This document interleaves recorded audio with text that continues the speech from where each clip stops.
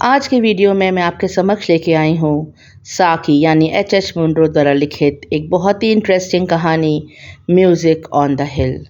साकी की जो स्पेशलिटी है कि जो कहानी का आखिरी पैरा होता है उसमें अचानक से ऐसे ट्विस्ट और टर्न आते हैं कि इस कहानी को बहुत ख़ास बना देते हैं। वैसा भी इस कहानी में भी है। तो शुरू करते हैं इस कहानी की समरी मेरी यानी गरिमा की आवाज़ में। कहानी की शुरुआत होती है जब सिल्विया नाम की एक लड़की है जो बहुत ही एम्बिशियस है, साथ में उसे बहुत ही ज़्यादा गुस्से वाली लड़की भी दिखाया गया है। उसकी शादी मॉर्टिमर नाम के एक बहुत ही अमीर लेकिन बहुत ही इमोशनलेस आदमी से हो जाती है। उसे औरतों में कोई भी इंटरेस्ट नहीं था। उसके जो रिश्तेदार थे वो उसे मजाक में डेड मॉर्टिमर कहते थे, मतलब कि एक ऐसा आदमी जिसके अंदर कोई भी इमोशंस नहीं थे, किसी के लिए प्यार नहीं था। सिल्विया सोचती है कि ये उसके लिए एक चैलेंज है और वो उसे अपनी तरफ आकर्षित करके रहेगी, एक अच्छी मैरिड लाइफ जिएगी। लेकिन ऐसा शहर में रह के पॉसिबल नहीं था, क्योंकि शहर की जो ओवर इंडल्जिंग लाइफ थी, उसकी इतनी बिजी लाइफ थी, उसके पास टाइम नहीं था सिल्विया के लिए। साथ ही वहाँ बहुत सारे दोस्त और रिश्तेदार थे जो हमेशा मॉर्टिमर को घेरे रहते थे। तो सिल्विया ये डिसाइड करती है कि पास में ही एक फॉरेस्ट प्लांटेशन है जहाँ पर इन लोग का अपना एक घर है येसेने नाम की एक जगह पर। तो ये उस छोटे से फार्म हाउस में जाके रहेगी, नेचर के करीब रहेगी। नेचर के पास रहने से इन दोनों के रिश्ते में सुधार आएगा और ये दोनों एक दूसरे के साथ समय व्यतीत कर सकेंगे। मॉर्टिमर की माँ कहती है सिल्विया से कि या तो मॉर्टिमर जाने से इनकार कर देगा और अगर उसने हाँ कह दी तो फिर येसेने से कभी भी वापस नहीं आएगा। उस जगह में एक ऐसा खिंचाव है जो मॉर्टिमर को अगर अपनी तरफ खींच लेता है तो फिर उस जगह से मॉर्टिमर वापस आना नहीं चाहता। ये सुन के सिल्विया बहुत खुश होती है।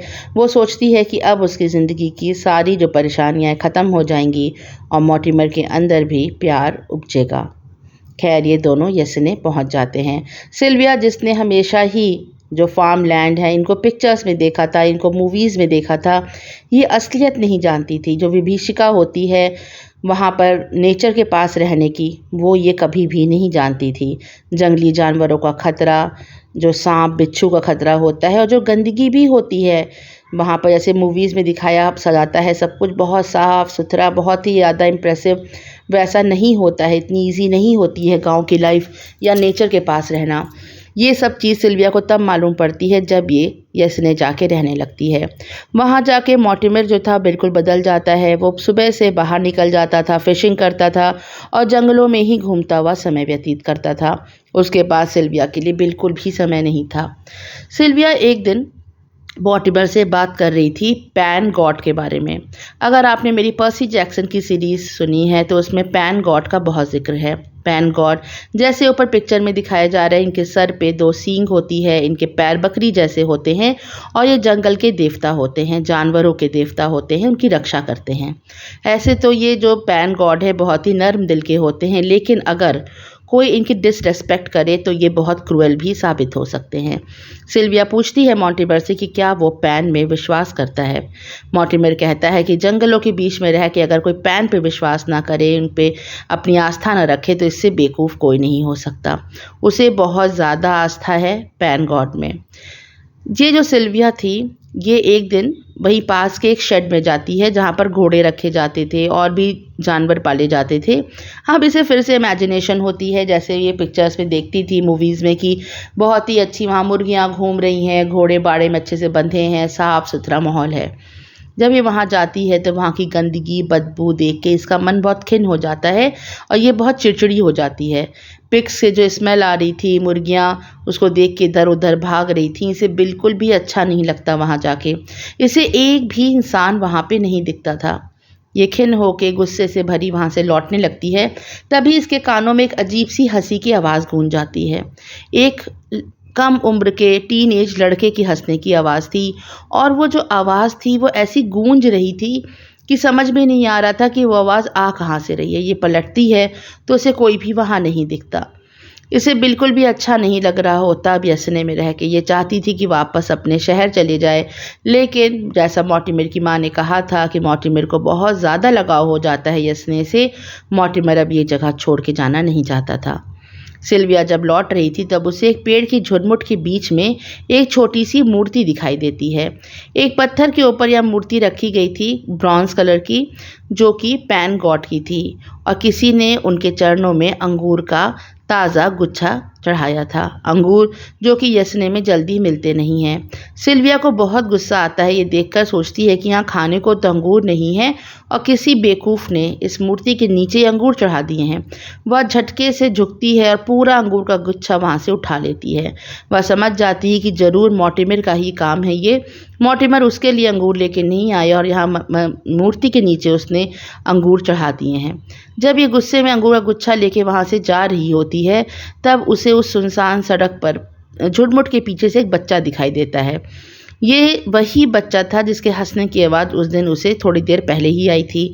बच्चा बिल्कुल गोल्डन कलर का था, उसके बाल भी गोल्डन, स्किन भी गोल्डन सी थी, लेकिन उसकी जो आंखें थी वो सिल्विया को ऐसे घूर रही थी जैसे वो उससे बहुत नाराज़ हो। सिल्विया गुस्से में उस अंगूर का गुच्छा उससे कहाँ गिर जाता है उसे पता ही नहीं चलता। जब वो घर पहुँचती है तो अंगूर उसके पास नहीं थे। वह ये बात मॉर्टिमर को बताती है। मॉर्टिमर बहुत खुश नहीं होता ये बात सुन के। वो कहता है कि ऐसे तो पैन गॉड बहुत अच्छे गॉड हैं, लेकिन कोई डिसरेस्पेक्ट करता है अगर उनकी तो वो बहुत क्रूएल भी हो सकते हैं। वह सिल्विया को आगाह करता है कि उसे किसी भी सींग वाले जानवर से बहुत बच के रहना चाहिए, क्योंकि पैन गॉड जो हैं उनके भी सींगे हैं और तुमने आज उनकी तौहीन की है। वह कहता है कि अगर वो सिल्विया की जगह होता तो ये बेवकूफ़ी कभी ना करता जो ऑफ़र किए थे किसी ने अंगूर पैन गॉड को, जो फॉरेस्ट के देवता हैं, जानवरों के देवता हैं, तो कभी भी वो अंगूर नहीं उठाता। सिल्विया का गुस्सा और बढ़ जाता है। वो सोचती है कोई भी उसका साथ नहीं दे रहा, कोई समझ नहीं रहा। फिर उस बच्चे के बारे में बताती है वो कि एक यहाँ पर जिप्सी टाइप का बच्चा है जो घूम रहा है। ऐसे तो वो बच्चा हंसता है, बहुत ही कन्फ्यूजिंग सी हंसी, लेकिन उसकी आंखों में बहुत गुस्सा है। मॉर्टिमर फिर उसे कहता है कि तुमने पैन गॉड की तौहीन करके अच्छा नहीं किया। तुम सींग वाले किसी भी जानवर से बच के रहना, और जिप्सी जैसे लोग तो यहाँ पर कोई भी नहीं घूमते। सिल्विया गुस्से में घर से निकलती है और पास की जो पहाड़ी थी उस पर चढ़ने लगती है। नीचे जंगलों से उसे बहुत अजीब सी म्यूज़िक की आवाज़ आ रही थी, ऐसी म्यूज़िक की आवाज़ जो उसे कानों में बिल्कुल भी अच्छी नहीं लग रही थी, चुभ रही थी। और जितने भी जानवर थे वो वहाँ पे रेस्टलेस होके घूम रहे थे। ऐसा लग रहा था कि वो उस म्यूज़िक को रेस्पॉन्ड कर रहे हैं। दरअसल जो पैन गॉड होते हैं, जो एक फ्लूट बजाते हैं, वो जानवरों से कम्युनिकेट करते हैं उस म्यूज़िक के थ्रू, और इन्हें बहुत ही लाउड और बहुत भीड़ हंगामे वाली म्यूज़िक पसंद होती है पैन गॉड को। इस म्यूज़िक से बचने के लिए तेज़ी से सिल्विया पहाड़ के ऊपर चढ़ने लगती है। पहाड़ी पर चढ़ने के बाद वह म्यूज़िक उसे सुनाई देना बंद हो जाता है। जब ये ऊपर पहाड़ पर चढ़ती है तो देखती है कि दूर एक पहाड़ी पर एक बड़ा सा हिरन तेज़ी से दौड़ रहा है और उसके पीछे पीछे कुछ हंटर्स हैं, वो भी दौड़ रहे हैं। इसे बड़ा अफसोस होता है उस हिरन के लिए कि देखो इतना अच्छा हिरन अब मारा जाएगा। तेज़ी से वह हिरन उसी की तरफ आ रहा है और उसके काफ़ी करीब अचानक ही आ जाता है।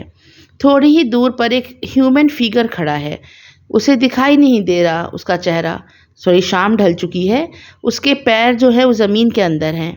ये घबरा जाती है क्योंकि वह हिरन उसकी तरफ बहुत तेज़ी से दौड़ता हुआ आ रहा था। वो उस लड़के से कहती है कि मुझे बचाओ इस हिरन से, लेकिन वो लड़का जो था कुछ भी रिस्पॉन्ड नहीं करता सिल्विया की बात सुन के। और पल भर के अंदर वह हिरन अपनी जितनी भी सींगें थी वो सिल्विया की छाती में घोंप देता है। खून का फव्वारा बहता है और सिल्विया वहीं मर जाती है।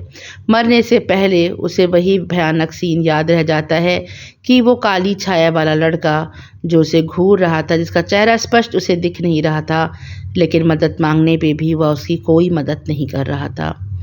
बहुत ही चौंका देने वाली एंडिंग के साथ साकी की ये कहानी समाप्त होती है। कहानी पढ़ने में बहुत इंटरेस्टिंग थी। आपको सुनने में कैसी लगी कमेंट सेक्शन में ज़रूर बताएं, और अच्छी लगी हो तो इस कहानी को एक लाइक अवश्य करें और जुड़े रहें मेरे चैनल से, सुनते रहें ऐसी ही इंटरेस्टिंग कहानियाँ। Thanks for listening. Bye for now.